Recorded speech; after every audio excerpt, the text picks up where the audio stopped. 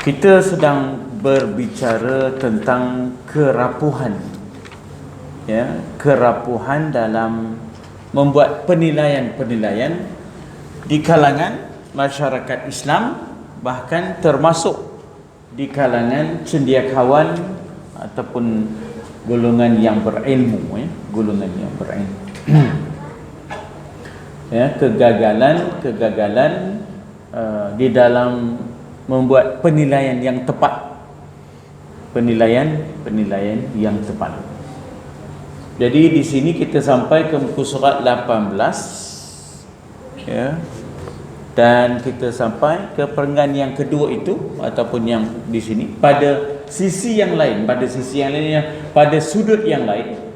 Saya, kata Dr. Yusuf Qaradawi, menyaksikan banyak di kalangan masyarakat muslimin yang sentiasa sibuk bertarung, bertempur dengan pertempuran masalah-masalah juz'iyah, ya, masalah-masalah khilafiyah, masalah-masalah cabang. Nak letak tangan sini ke, nak letak tangan sini ke, ya, nak letak tangan sini ke, sengit pun ada. Bertempur masalah nak letak tangan sini, nak tangan sini ke, nak letak tangan sini ke. Padahalnya benda itu hanyalah khilafiyah di kalangan mazhab-mazhab. Ada mazhab yang tak letak pun. Mazhab Maliki, Allahu Akbar, terus letak ke bawah, tak ada letak sini pun. Kawan-kawan kita mula-mula sampai ke Morocco dulu, ya, nak belajar bahasa Arab di Morocco. Masa itu adalah yang pergi itu adalah kumpulan yang pertama belajar bahasa Arab di Morocco, Ustaz Halim Naam, ya. Bila dia sampai ke airport, jadi masa itu orang dah habis sembahyang. Jadi dia ni nak sembahyang lah. Kebetulan adalah dia mengikut orang sana sembahyang. Jadi mereka ini jadi makmum, orang Malaysia ni, pelajar-pelajar Malaysia ni, daripada Kolej Islam dan sebagainya, nak jadi makmum. Atau tak tahu kan ceritanya, mazhab Maliki itu ialah Allahu Akbar, apa itu, tak payah letak tangan, lepas je Allahu Akbar gitu. Atau bila orang kita ngikut, ingatnya tak jadi takbir tadi, tak jadi ke semayangnya, ingatkan tak jadi semayang. Tiba-tiba dah rokok pula dah dalam pada tak jadi ni tadi, kan? Allahu Akbar, weh, udah rokok pula dah, ingatkan tak jadi. Maknanya dema, ya, mazhab dema tak letak pun tangan ni. Dan kita pun kalau kita baca mazhab kita, meletakkan tangan di sini ini bukan rukun pun. Dia termasuk dalam sunat hai'ah. Meletakkan tangan di sini adalah sunat hai'ah. Kalau lepas pun sah juga semayangnya. Tapi benda tu kecil je. Ya, benda tu tak payah lah nak kita bergaduh masalah letak tangan sini. Ngapa? Teman tengok dia tu lain macam. Ngapa? Tangannya sini letaknya. Atau patutnya di sini. Tak payah kelahi. Yang penting mau ke tak semayang. Yang tak semayang lagi ramai.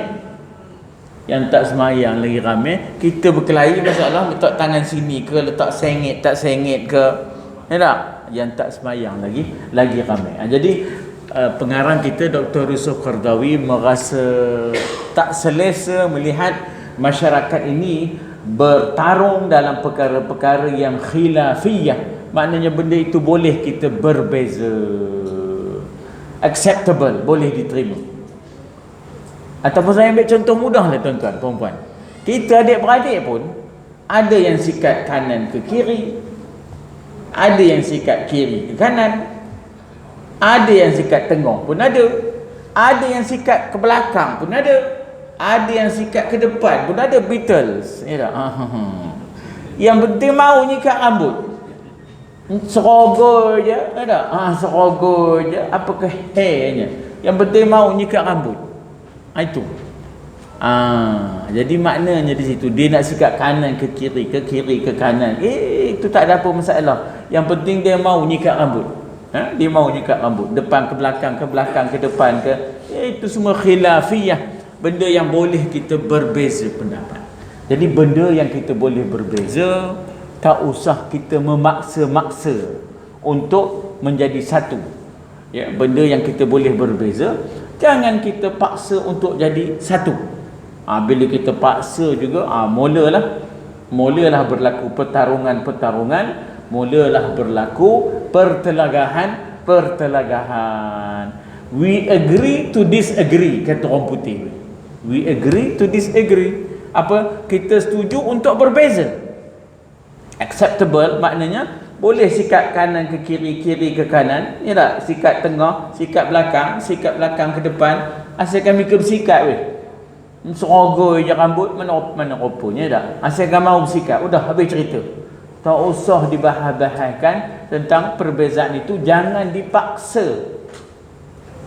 Ini ya, kita kata bahawa menerima perbezaan itu pun sebahagian daripada penyatuan. Menerima perbezaan dalam perkara yang cabang itu sebahagian dalam kaedah penyatuan. Kalau orang putih disebut unity in diversity. Unity in diversity itu maknanya ialah kita boleh bersatu dalam kepelbagaian. Ya, maknanya dalam bingkai kepelbagaian itu kita boleh bersatu. Contohnya kita dalam sekeluarga kan ke berbagai-bagai. Orang ni gemar gulai tocu, orang ni tak gemar gulai tocu. Dia ndak fajri juga, wal fajri walayalin ashri, ya tak? Wal fajri juga. Tak hari nakkan gulai kari. Kalau tak ada gulai kari tak maunya makan, ya tak? Jadi mak ayah kita boleh menerima kepelbagaian itu. Lalu dia mengurus kepelbagaian itu. Jadi begitulah khilafiyah. Bila kita pergi ke kota Mekah, kota Madinah, kita dapat menyaksikan perbezaan-perbezaan itu, tapi masih boleh diterima. Sebab itu benda-benda cabang. Ada yang sapu kepala semua, ada yang sapu kepala 1/4, ada yang sapu sikit je weh. Ya tak? Sapu sikit je rasanya. Yang penting sapu kepala, jangan sapu dahi. Ada yang sapu dahi pula dah. Lepas basuh tangan orang itu, lantak sapu dahi. Kalau sapu dahi tak boleh lah. Itu bukan khilafiyah namanya. Itu bukan khilafiyah. Sapu dahi mana pula tak sah. Disebut dalam Al-Quran, famsahu biru'usikum. Famsahu biru'usikum. Maknanya sapulah dengan air itu akan kepala kamu. Kalau dah dahi mana maunya, tak? Lepas dia basuh tangan, dia pun itu. Tak sah gitu. Yang itu tak boleh kita berbeza, ya tak? Ada pun nak sapu separuh, nak sapu 1/4, nak sapu semua, nak sapu semua sampai ke telinga. Itu semua yang boleh berbeza pendapat di antara mazhab-mazhab. Jadi tak usah habis masa dengan perkara-perkara cabang, perkara-perkara khilafiyah juz'iyah. Makna juzuk tu, juz'iyah tu daripada makna juzuk-juzuk. Perkara yang bukan pokok, ya, perkara yang bukan teras usul ataupun pokok, tak payah kita maknanya paksa untuk kita satu. Benda itu bukanlah pokok, benda itu cabang, boleh berbeza-beza. Perbezaan itu adalah mengkayakan lagi khazanah amalan Islam dan ilmu Islam, ya. Perbezaan itu memperkayakan dan juga menunjukkan kekayaan kepada khazanah ilmu Islam. Dan ada rahmatnya bila mana kita pergi ke satu tempat yang susah nak jaga mazhab kita, maka adanya mazhab lain itu sebagai rahmat untuk kita. Kalau ikut mazhab kita rasa saya tak boleh nak tawaf. Orang ngeronyot, ya tak? Keliling Kaabah tu. Kalau ikut mazhab kita tak lepas lah ngapa? Sekarang orang Arab pula nyentuh kita. Sekarang kita pula tersentuh orang India pula. Sekarang orang India tersentuh pula. Jadi mana kalau ikut mazhab kita batal sesaja, menggala nak sudahnya tawaf kita. Lalu kita pun taklid mazhab lain. Maka akhirnya selesailah tawaf kita. Kalau ikut mazhab kita sahaja, saat-saat yang terdesak begitu, rasanya tak selesailah tawaf kita. Ai mak apa yang mika tak selesai lagi. Ai teman batal sesaja atau bila batal keluar. Bila keluar nak masuk balik tawaf bukan senang. Manusia berjuta. Mak bila nak sudahnya? Awak dah lapar nak makan nasi padang ni. Nasi padang dah. Sana tu ada nasi padang pun ada. Bukan lagi nasi padang, gedewok pun ada sana tu. Jadi katanya mereka menjadi lupa dengan pertarungan antara Islam dengan musuh-musuh. Apa yang diusahakan oleh, maknanya kita kata gerakan Hindu antarabangsa, Hindu ekstremis misalnya. Mereka lupa bagaimana gerakan missionary Kristian untuk gagasan menasranikan Nusantara. Jadi benda-benda begitu, benda yang besar yang mesti dibincangkan, bagaimana nak kita tangani. Nak buat apalah kita bincang masalah sapu kepala, nak sapu semua ke, nak sapu sikit ke, nak sapu 1/4 ke, nak sapu dengan telinga sekali ke. Itu benda yang boleh berbeza mengikut mazhab-mazhabnya. Tapi yang kita tak boleh berbeza ini ialah bila kita berdepan dengan serangan daripada musuh. Serangan pemikiran, ya tak? Serangan dalam bentuk budaya yang merosakkan, pahaman akidah yang menyesatkan. Yang itu kita tak boleh nak, maknanya kita kata nak berpecah, kita mesti bersatu untuk mempertahankan Islam, ya. Musuh yang sedang berkobar di setiap penjuru, yang sedang berusaha untuk menghancurkan Islam. Bila saat kita tengah jadi pakar-pakar perlembagaan itu, saat kita tengah jadi pakar-pakar perlembagaan, minggu sudah lah, ni kata begini, ni kata apa ni, ya tak? Tak boleh parlimen kena bersidang, orang kata tak boleh majlis raja-raja dulu, orang ni kata tak boleh, tunggu dulu daripada, semua jadi pakar undang-undang masa itu. Saat itu umat Islam sedang disembelih di India. Saat kita berbincang patutnya orang ni jadi, mika bincang itu, orang Islam tengah kena sembelih di India. Orang Islam tengah kena sembelih di India. Jadi kita berbahas tentang si Anu bin si Anu yang boleh menjadi itu dan ini, tapi kita lupa ada umat Islam yang sedang terancam nyawanya, bahkan dibunuh dengan penuh kekejaman, diseksa dan sebagainya di benua kecil, di benua kecil India. Jadi katanya bagaimana musuh yang berkobar di setiap penjuru yang sedang berusaha untuk menghancurkan Islam, dan umatnya, dan menghapuskan mereka daripada peta dunia. Sebenarnya dunia Arab, tuan-tuan, tercabar dengan lahirnya Abdul Rashid Tayyip Erdogan, seorang pemimpin Turki yang berani. Dia dengan isterinya sampai sanggup pergi ke Arakan, ke Myanmar, tengok macam mana umat Islam dibunuh, disembelih, bagaimana tindakan dan bagaimana untuk, maknanya kita kata untuk bertindak membantu. Isterinya pergi, ya tak? Untuk melihat bagaimana umat Islam Rohingya, penderitaan mereka. Ketika mana umat Islam Gaza dikepung oleh tentera Israel sehingga kekurangan makanan dan sebagainya, tiba-tiba Rashid Tayyip Erdogan kata kita mesti pecahkan kepungan ini. Kita hantar, maknanya satu Mavi Marmara, satu kapal yang syarat dengan bekalan untuk kita bantu saudara kita. Kan turunnya daripada Marmara, daripada Turki.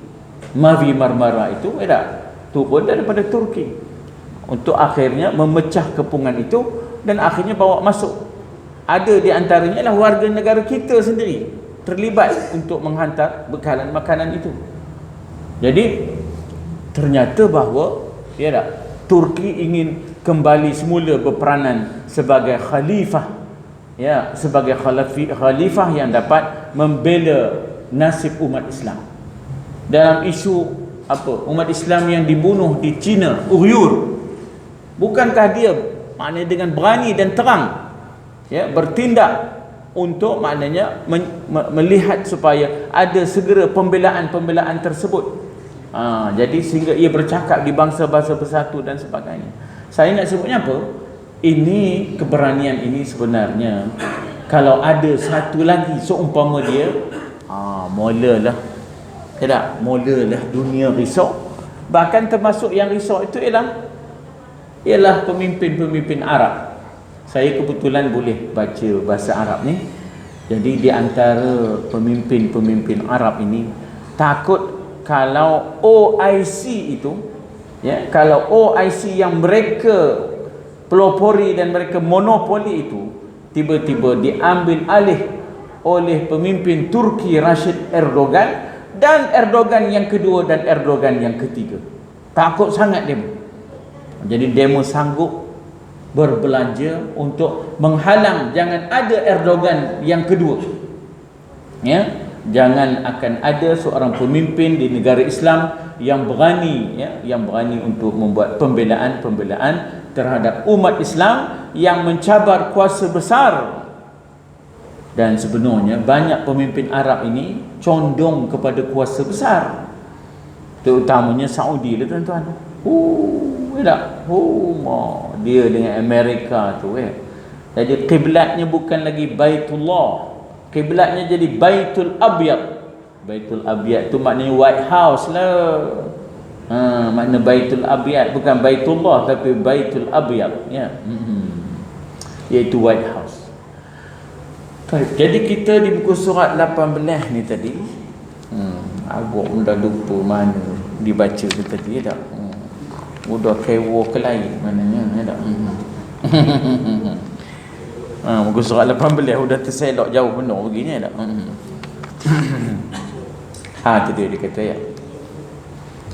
Perkara tersebut memang aneh dan pelik.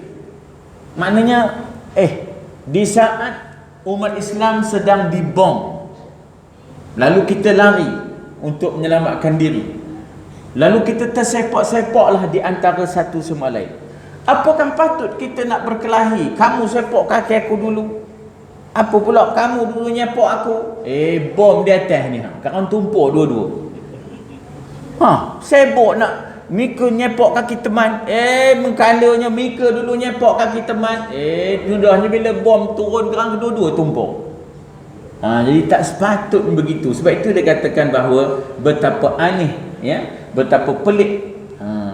Kalau orang sekarang sebut ironis, tidak? Ironisnya, irony. Namun yang lebih pelik lagi, hatta orang Islam minoriti yang tinggal di Kanada, Eropah, Amerika yang pernah saya temui masih lagi berdebat mengenai masalah-masalah yang sangat remeh, antara nak pakai jam tangan kiri ke tangan kanan. Ya Allah. Tak? Dalam keadaan kamu nak masuk Amerika pun terhalang, kamu yang ada di Amerika dituduh sebagai teroris, kamu dimasukkan dalam penjara yang sangat kejam dan zalim di Guantanamo Bay, ya. Kamu tidak dibenarkan memakai hijab, memakai tudung dan sebagainya. Tiba-tiba nak bincang masalah pakai jam tangan kiri ke tangan kanan. Maknanya betapalah peliknya umat ini. Ngapa boleh sampai ke tahap itu?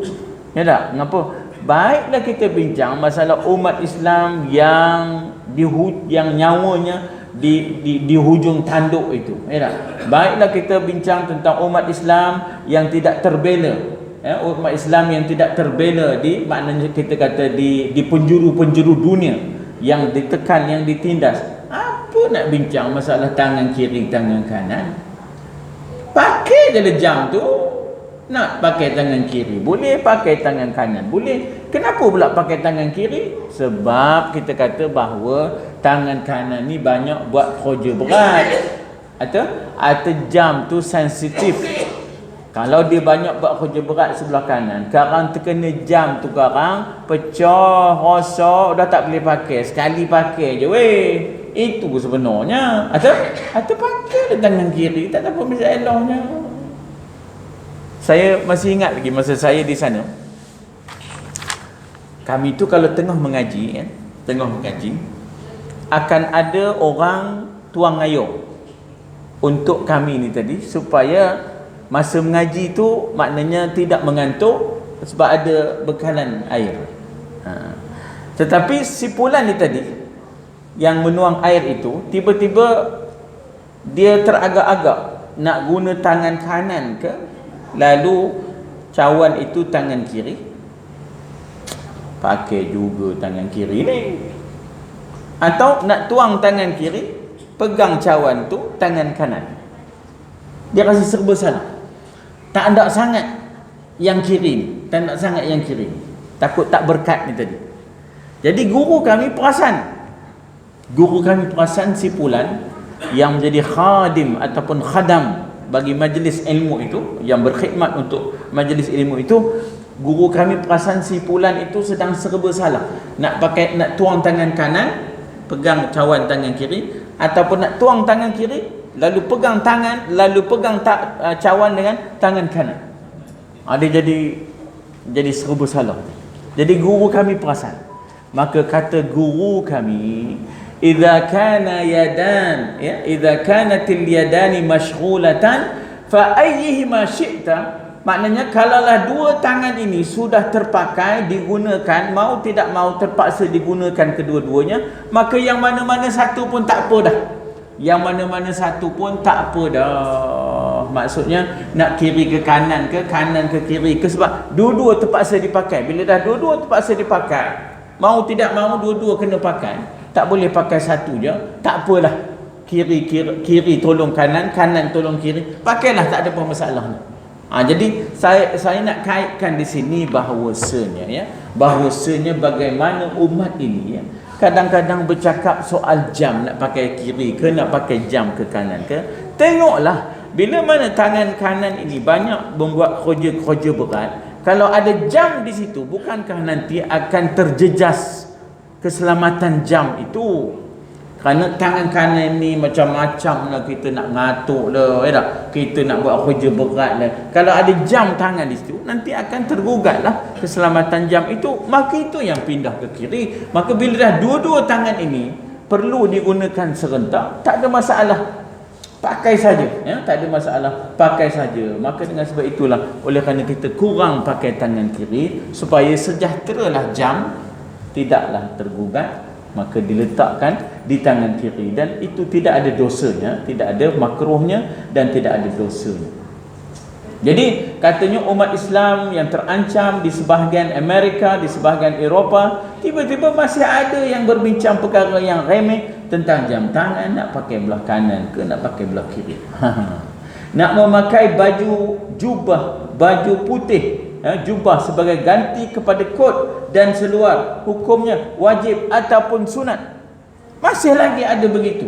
Sedangkan yang wajibnya ialah menutup aurat. Maka nak pakai baju Melayu ke, nak pakai pentelon ke, orang lama kata pentelon ni, nak pakai kain Samarinda ke, nak pakai kain Wadimo ke, pakai je lah. Yang penting tutup aurat. Yang penting tutup aurat. Jadi, oi, tak boleh, Mika nak berkhutbah mesti pakai jubah. Sebagai ganti kepada kot dan seluar. Sebenarnya itu bukan yang wajib. Yang wajib ialah menjaga isi khutbah tu, supaya khutbah itu berkesan, memberikan kesedaran kepada umat. Kalau dah isi khutbah ataupun kalau dah khutbah pun udah tak tentu kira, apa kehenya, maka hendaklah kita sama-sama menjauhkan diri daripada dada, sama ada kokain, mopain, heroin, apa nama baca ni tu, rupanya dah silap baca. Atau kokain tu rupanya kokain, mopain tu morfin, heroin tu heroin. Dia pun tahu apa nama aku baca ni. Lantaknya lah, udah lantaknya le pula dah. Udah keluar lantaknya le atas mimbar khutbah tu. Udah satu kampung nanya imam mana ni, imam lantaknya le, kata satu kampung. Saya cakap ni kisah benar tuan-tuan, tak payah saya cakap kampung mana. Kebetulan dalam khutbah tu tentang media sosial. Kan tak ingat tahun sudah ada satu khutbah tentang media sosial. Udahlah dalam tu cakap orang putih sikit, tak? Maka hendaklah kita berjaga-jaga dalam menggunakan media sosial. Sama ada YouTube pula, ya. YouTube bukan YouTube. Sama ada YouTube ataupun Twitter. Apa nama? Lantok nyela dulu. Atas mimbar tu disebutnya lantok nyela. Sampai sekarang orang panggil dia imam lantok nyela. Tak payahlah saya sebut kampungnya, tuan-tuan. Ada lagi khatib itu tak? Ada lagi khatib. Tapi ish lantok nyela tu, ish lantok nyela tu sampai sekarang dekat. Imam mana kali ni, betul kan? Imam ish lantok nyela. Betul. Yang lebih penting bukan soal kod, bukan soal jubah, bukan soal sorban, bukan soal berbalut semua ni. Isi kandungan khutbah tu biar dapat memberikan kesan, ya tak? Jangan sampai orang belum puasa khutbahnya raya. Namanya orang belum puasa khutbah raya, tak keharu tak? Ini jenis ada budak nyakat ni, ditukurnya khutbah tu, tak? Ditukur khutbah, tak? Baru ya, tak? Kisah penuh, tak? Walaupun tak masuk TV3. Jadi katanya di sini bahawa wanita muslimah masuk ke dalam masjid dilarang ataupun dibolehkan. Masih lagi berbincang tentang itu semua, ya, sedangkan maklumat Islam perlu disampaikan. Sebab pengajian ilmu itu wajib laki-laki dan perempuan. Talabul ilmi faridatun ala kulli muslimin wa muslimatin. Jadi berbincang lagi, boleh ke orang perempuan ni sembahyang berjemaah Jumaat ni? Dema nak datang Jumaat sebenarnya tak boleh kita larang. Siapkan tempat. Elok je dema datang, sebab dema nak tengok kita dengar khutbah ke tidur. Atau time khutbah ni lampu lengan tu. Ya Allah. Itu yang dia berkata khutbah 3 suku tu. Apa? 3 suku tidur. Udah tinggal suku je yang tak tidur, tak? Udah 3 suku tidur. Jadi elok juga orang perempuan datang je dia tengok kita ni, dengar ke tak khutbah abang? Tadi khutbah tadi abang, apa ceritanya? Entah, aku tak tahu katanya. Jadi yang lebih besar maknanya ialah isi khutbah itu yang boleh memberikan pengajaran kepada kita. Ada pun nak pakai kot ke, nak pakai baju Melayu ke, ya tak? Nak pakai songkok tinggi ke, nak ya tak? Itu nombor 2. Nombor 1-nya ialah isi khutbah itu, ya tak? Adakah ianya bertepatan dengan suasana dan memberikan kesan dalam pendekatan berkhutbah itu tadi, ya.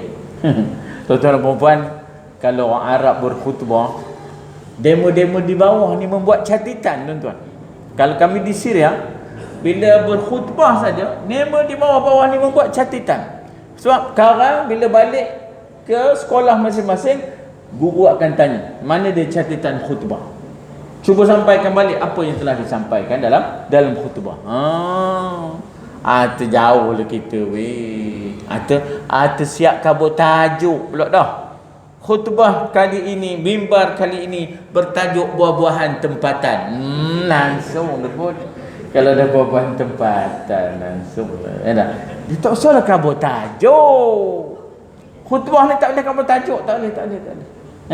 Dia ada cara je untuk kita, maknanya menimbulkan rasa keinginan, menimbulkan rasa keinginan, ya, untuk maknanya kita kata bahawa untuk orang tak mau mendengar. Ada pendekatan. Sebab itu Al-Quran suka mengemukakan soalan-soalan.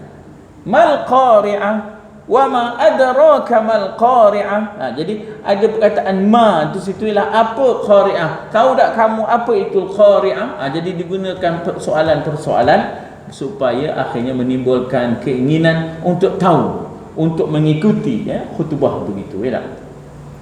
Satu hari itu saya pernah ikut khutbah di Syria, tuan-tuan. Tiba-tiba khatib khutbah itu, wahai sidang Jumaat sekalian, marilah saya mengajak sidang Jumaat sekalian masuk ke dapur Rasulullah sallallahu alaihi wasallam. Dia ngajak masuk ke dapur Nabi. Marilah kita lihat apa yang dimakan oleh baginda. Marilah kita melihat bagaimana yang dikatakan halalan thayyibah. Bagaimanakah kita melihat bagaimana kesederhanaan hidup Nabi di dalam kehidupan rumah tangganya. Jadi dia mengajak begitu menyebabkan kita terdongak. Apa nak dicerita ni, ngajak masuk ke dapur pula dah. Itu yang menyebabkan maknanya kita terpinga-pinga. Sidang Jumaat yang dirahmati Allah sekalian, marilah kita melihat seorang yang tiba-tiba mengawal perkhemahan umat Islam, lalu ia dipanah 3 panahnya, tetapi dia tetap tidak meninggalkan solatnya. Panah yang keempat, dia memikirkan kesejahteraan dan keselamatan perkhemahan Islam, barulah dia menghentikan solatnya. Apakah sebenarnya yang menyebabkan dia tidak mau menghentikan solatnya? Tidak lain dan tidak bukan kerana kelazatan ia mengerjakan solat. Bagaimana kita setelah 71 tahun kita mengerjakan solat? Apakah masih seperti tahun ketika umur kita 17? Jadi dia ajaknya kita kopi tu. Jadi kita pun terasa kalau dah kopi tu khutbahnya. Tapi kalau awal-awal lah ngabur tajuk, udahlah kuma bila nak awal-awal ngabur tajuk. Tajuk mimbar khutbah kali ini ialah kemenangan jalan raya. Langsung nak kuma dah.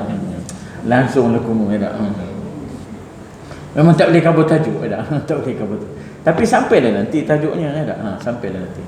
Baik, kemudian katanya nak makan di atas meja, duduk di atas kerusi dan meja hidangan dengan makan menggunakan sudu, menggunakan garpu. Ini semua technicalities, bukan yang prinsipal. Prinsipnya apa yang kita makan halal ke tidak, sumber yang kita dapat halal ke tidak. Nak makan garpu ke, nak makan sudu ke, nak makan dengan tangan, itu perkara teknikal je, perkara cabang je. Yang penting sumber rezeki ini dari mana, halal ke tidak. Macam mana boleh tiba-tiba banyak sangat ni, dari mana dapatnya? Contoh macam mana boleh banyak benar moncohnya? Itu lebih penting daripada bincang soal garpu ke soal sudu ke.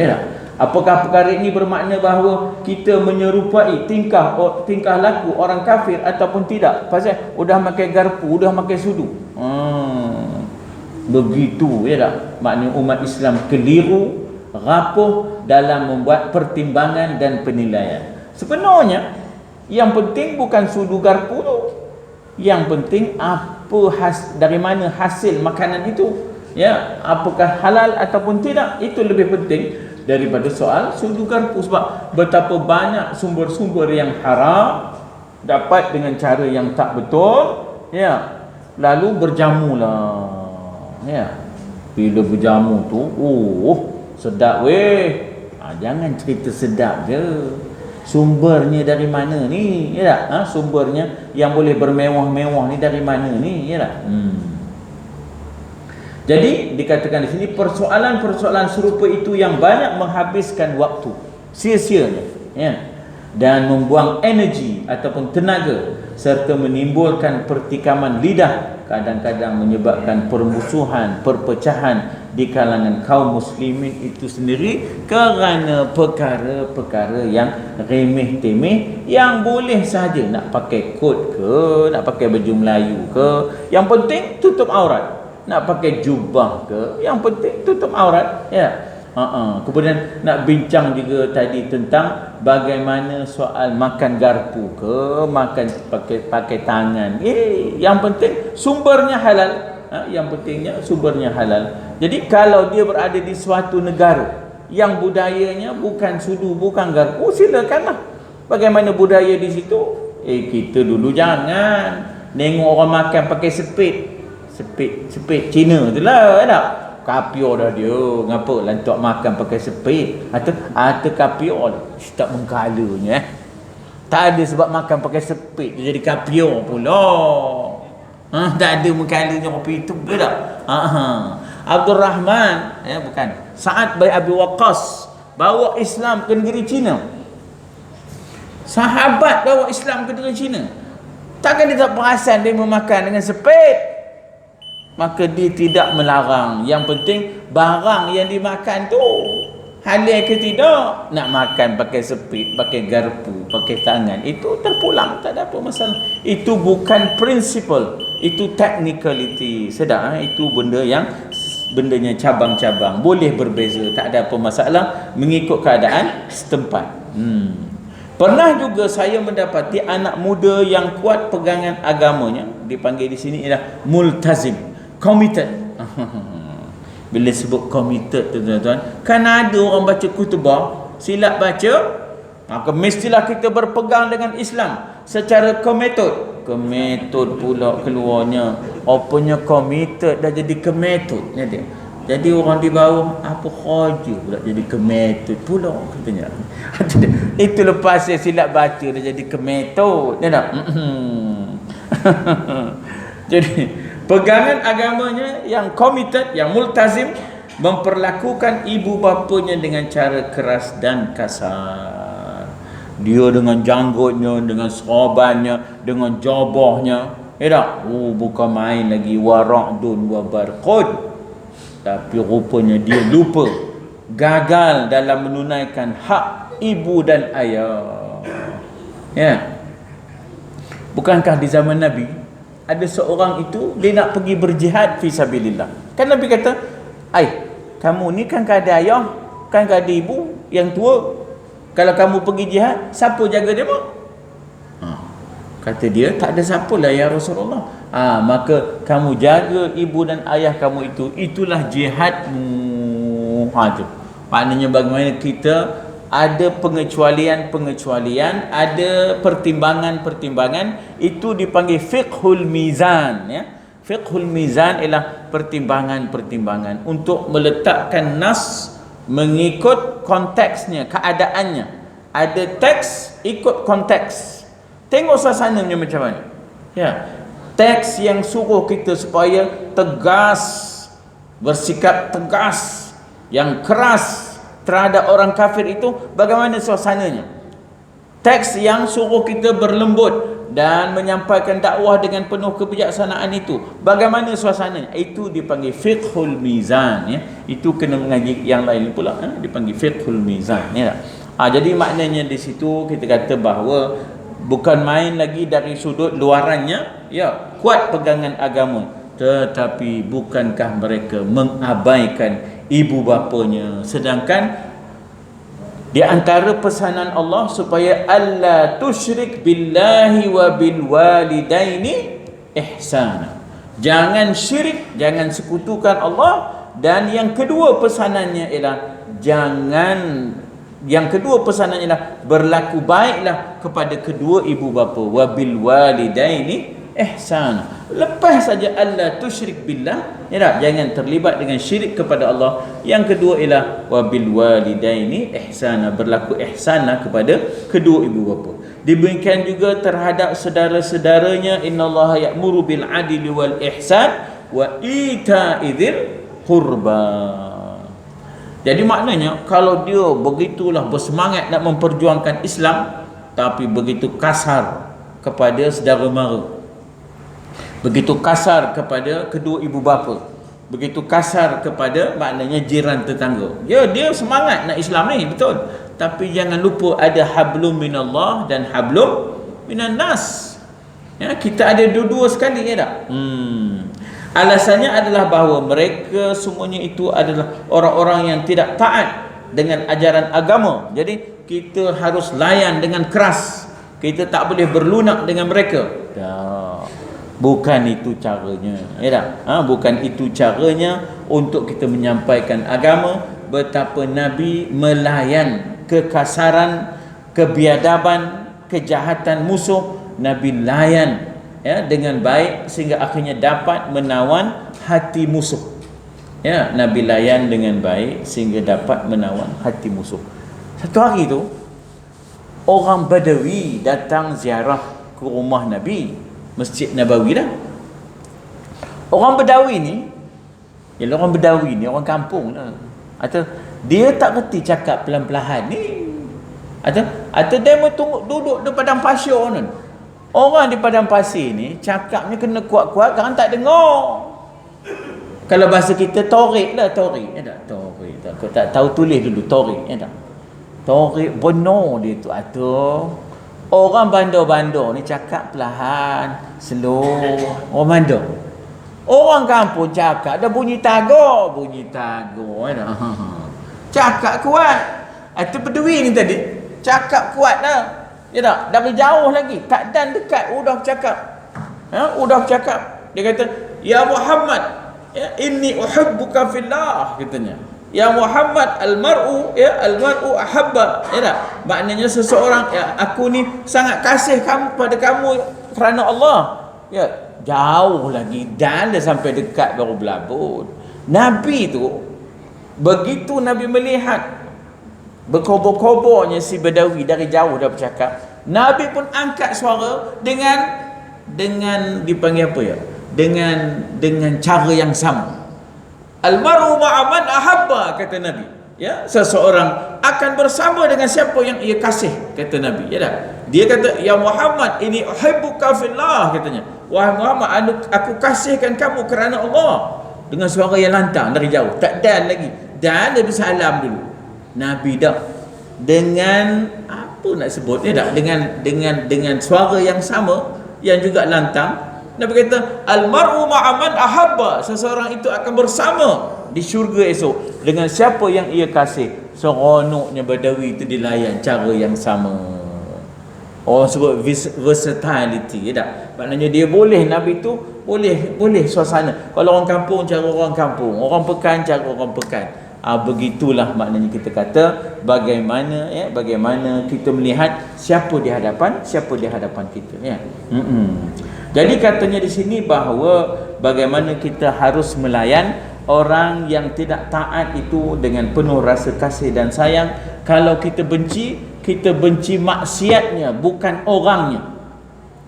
Dalam ilmu tasawuf kita diasuh jangan benci orangnya. Orangnya kita nak selamatkan, ya, daripada azab Allah Subhanahu Wa Taala. Kita nak selamatkan diri kita dan dia. Habis yang kita benci maksiat yang dia lakukan. Adapun orangnya kita nak selamatkan dia. Tuan-tuan dan puan-puan, kalau kita baca sirah, apabila anak kepada ketua munafik Abdullah ibnu Ubay ibnu Salul, bila meninggal Abdullah ketua munafik Abdullah ibn Ubay ibn Salul, maka anaknya yang menjadi pengikut Nabi datang ke rumah Nabi berkhabar ayahanda dah tak ada. Kebetulan masa itu ada Sayyidina Umar di rumah Nabi. Nabi kata tunggu kejap. Nabi pun masuk, ambil jubahnya lalu disuruh supaya pakaikan jubahku ini pada jasad ayahandamu. Pakaikan jubahku ini pada jasad ayahanda. Terkejut Sayyidina Umar. Ya Rasulullah, hadzal munafiq. Ya Rasulullah, hadza ra'sul munafiq. Kepala munafik. Dalam bahasa kita munafik. Ini kepala munafik ni ya Rasulullah. Kalau bahasa kasarnya, ponjang apa pula bagi jubah tu ke dia? Ponjang apa? Itu bahasa Perak, tak? Orang sekarang tak reti bahasa Perak, kan? Jadi apa kepesej dia nak bagi jubah pada dia pula dah? Tak? Kata Nabi, mali walil jubbah. Apalah sangat harga jubah itu? Ini siasah Nabi, strategi Nabi untuk menambat hati pengikut-pengikutnya dan melunakkan hati pengikut-pengikutnya yang sudah kehilangan pemimpin. Kan kita kalau dah tak ada pemimpin, udah tenggelam punca, udah kacau tak kena. Orang kacau ya kena, kacau tak kena hangit lah weh. Dan bila kita dah tak ada orang tua kita, orang yang tempat kita bergantung, gelap rasanya, gelap. Seorang isteri, ya tak? Dengan suami, bila suami meninggal, gelap penuh rasanya. Walaupun masih hidup kemarin tengkor saja. Orang tua ni orang cakap lain, dia dengar lain. Sebenarnya dua-dua dah tak dengar. Dah sama. Kalau ada duit korang beli ketam ya. Apa nama, tak ada duit berhutang. La ilaha illallah. Orang nyuruh beli ketam, dia tak ada duit berhutang. Sebenarnya dua-dua dah tak dengar. Sampai dah masanya mata kabur, gigi gugur, kulit kendor, uban tabur, cakap tak dengar. Jalan mundur. Jadi maknanya di situ tenggelam puncalah pengikut-pengikut ketua munafik Abdullah ibnu Ubay ibnu Salul. Jadi siasah Nabi, siasah ni strategi ya. Dalam bahasa Arab siasah ialah strategi. Dipanggil siasatul dakwah. Strategi dakwah Nabi ialah bukan soal jubah itu. Mali walil jubbah, ya tak? Apalah sangat harga jubah itu? Nabi sebenarnya sedang cuba melunakkan hati pengikut-pengikut Abdullah ibnu Ubay supaya setelah tak ada Abdullah, maka pengikut ini akan mengikuti bersama dengan baginda sallallahu alaihi wasallam. Penyendaknya Nabi supaya umatnya ini terampun dosanya, Nabi datang untuk menyembahyangkan jenazah Abdullah ibn Ubay. Hampir dah Nabi nak sembahyangkan, tiba-tiba turun ayat, wala tusalli ala ahadin minhum wala taqum ala qabrihim. Ya tak? Wala tusalli ala ahad, jangan sembahyangkan, walau seorang pun di kalangan munafik ini jangan disembahyangkan. Wala taqum ala qabrihim, jangan berdiri untuk bertalqin, ya, jangan berdiri untuk mengajar mereka yang sudah kembali ke rahmatullah. Ini biasanya Nabi akan berdiri lalu bertalqin, mengajar, ya tak? Berkhabar, ya. Jangan berdiri. Wala taqum ala qabrihim, jangan berdiri untuk mentalqinkan, mengajar mereka, ya, ketika mana maknanya nak meninggalkan jenazah itu. Kamu akan didatangi oleh dua malaikat, dia akan bertanya kepada kamu siapa. Itu tak payah, tak bagi, Tuhan tak bagi. Tetapi saya nak ceritanya, berianya Nabi nak menyelamatkan umatnya, tara-tara ketua munafik tu pun Nabi nak talqinkan, pun Nabi nak sembahyangkan. Begitulah Nabi punya kehendak yang kuat untuk supaya umat ini selamat daripada azab Allah SWT. Sebab itu kita kena ada keseimbangan di antara fiqh dengan tasawuf. Tasawuf mengasuh kita supaya yang kita benci ialah maksiat, orang ni kita sayang, adik-beradik kita juga, puak kaum kita juga. Kalau kita marah, maksiat yang dibuat. Kenduri kahwin udah apa tak kira, ya tak? Kenduri kahwin itu udah memalamnya, udah oi bila larut malam tarakuca. Kita orang semejit pasalnya udah rumah kita tarakuca apa mula nak metok, mula nak marah, ya tak? Yang kita marah maksiat itu, orangnya kita sayang, kita nak selamatkan dia. Jadi mesti ada strategi nafas panjang, ya tak? Mesti ada pendekatan, ya, siasah jangka panjang untuk cuba menyelamatkan mereka dan diri kita. Jadi ada orang itu begitu keras dengan alasan bahawa mereka tidak taat dengan ajaran agama dan sudah menyeleweng. Ya, betul, tapi tanggungjawab kita ialah menyelamatkan. Kita bukan hanya menghukum. Menghukum lebih mudah daripada merawat. Ya, menghukum lebih mudah daripada menyelamatkan dan merawat masalah mereka, ya. Anak-anak muda tersebut telah lupa akan wasiyah. Wasiyah itu pesanan. Kutiba alaikum idza hadara ahadakumul maut in taraka khairanil wasiyatu lil walidaini wal aqrabin. Al-ayat. Jadi apa pesanan Allah? Untuk melayan kedua orang tua dengan lemah lembut dan sopan, wabil walidaini ihsana, hatta walaupun keduanya masih dalam keadaan musyrik, wasahibhuma fid dunya ma'rufa. Dikatakan dan bersahabatlah dengan kedua orang tuamu yang belum Islam itu dengan cara yang baik. Wasahibhuma fid dunya ma'rufa, ya tak? Dan menyuruh anaknya untuk, walaupun keduanya, maknanya menyuruh anaknya untuk melepaskan agama Islam, fala tuti'huma, jangan taat suruhan itu, tetapi wasahibhuma fid dunya ma'rufa, bersahabatlah dengan kedua orang tua itu di dunia ini dengan cara yang ma'ruf, dengan cara yang baik. Cuma jangan taat kalau dia mengajak, wa in jahadaka ala an tusyrika billahi syai'a fala tuti'huma. Kalau keduanya maknanya memaksa kamu untuk syirikkan Allah, maka jangan taat. Tetapi wa sahibuhuma fid dunya ma'rufa, bersahabatlah, berdampinglah dengan kedua orang tua yang musyrik itu tadi dengan cara yang baik.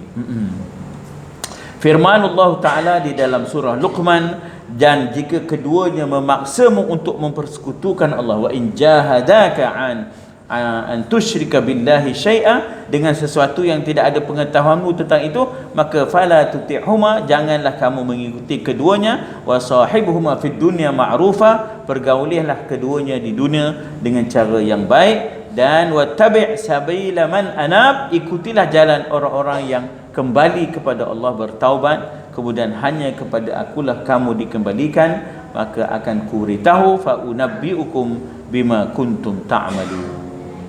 Wallahu alam. Kita berhenti di situ. Meskipun kedua orang tua masih musyrik, itu berusaha sekuat tenaga untuk memurtad kembali anaknya yang sudah menjadi seorang muslim, namun demikian si anak masih terus diperintah untuk melayan dengan layanan yang baik. Jangan sampai Islam dimasukkan dalam kandang tertuduh.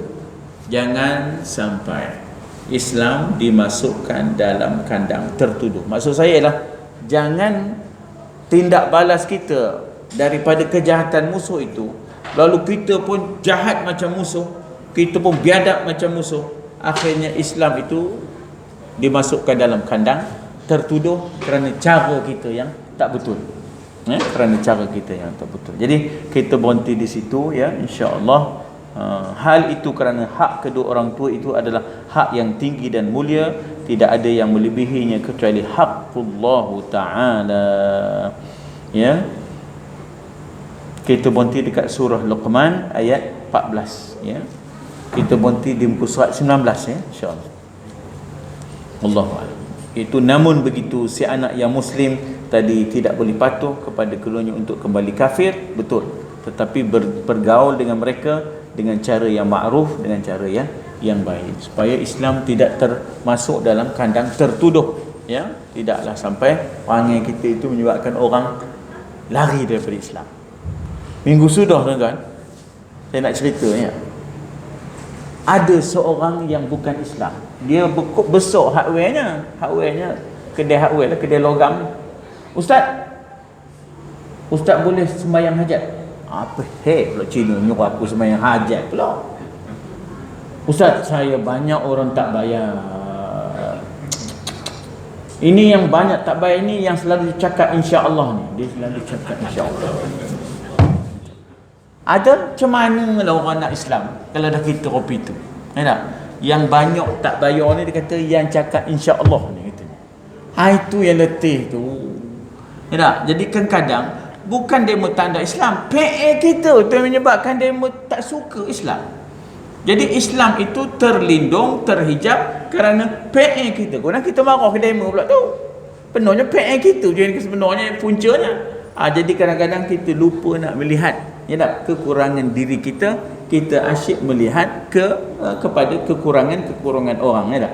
Jadi cubalah kita mempamerkan yang terbaik, cubalah kita persembahkan yang terbaik. Mudah-mudahan daripada itu ya, insya-Allah orang akan terpikat kepada Islam.